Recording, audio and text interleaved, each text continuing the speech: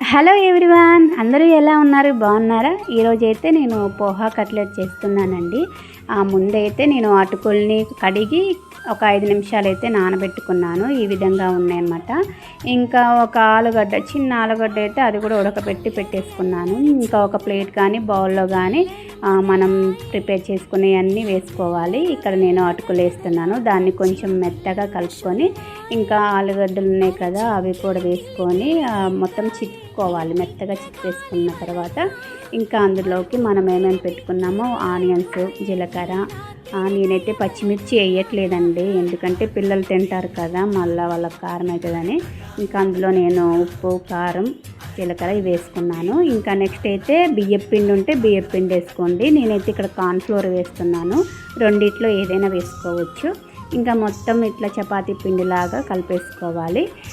చేతులకైతే oil రాసుకొని కొంచెం ఇట్లా ఉండలు చేసుకునేటట్టుగా అలా చేసుకోవాలన్నమాట. ఇంకా అట్లా ఉండలు చేసేసుకొని కట్లెట్ షేప్లో చేసుకోవాలి రౌండ్గా.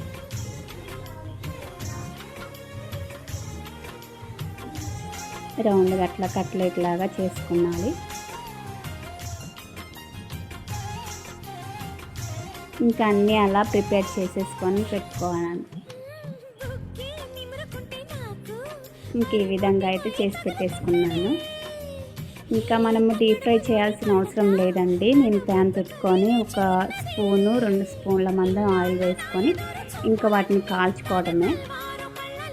ఇంకా డీప్ ఫ్రై కూడా చేసుకోవచ్చు. ఎవరికైనా ఇంకా డీప్ ఫ్రై అయితే బాగుంటుంది అనుకుంటే డీప్ ఫ్రై చేసేసుకోండి. నేనైతే డీప్ ఫ్రై చేయట్లేదు. ఇట్లా జస్ట్ అటు ఇటు 2 వైపులా కాల్ చేసుకొని ఇంకా టేస్ట్ చేసేస్తాను.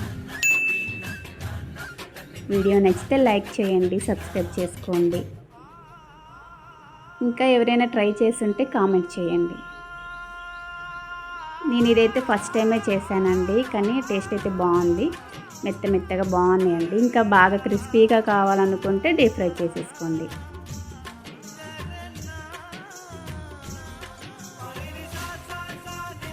అటుకులు మాత్రం లావుయే తీసుకోండి, సన్నవి అయితే ఇంకా బాగా మెత్తగా అయిపోతాయి కాబట్టి నేను లావు అటుకులే తీసుకున్నాను.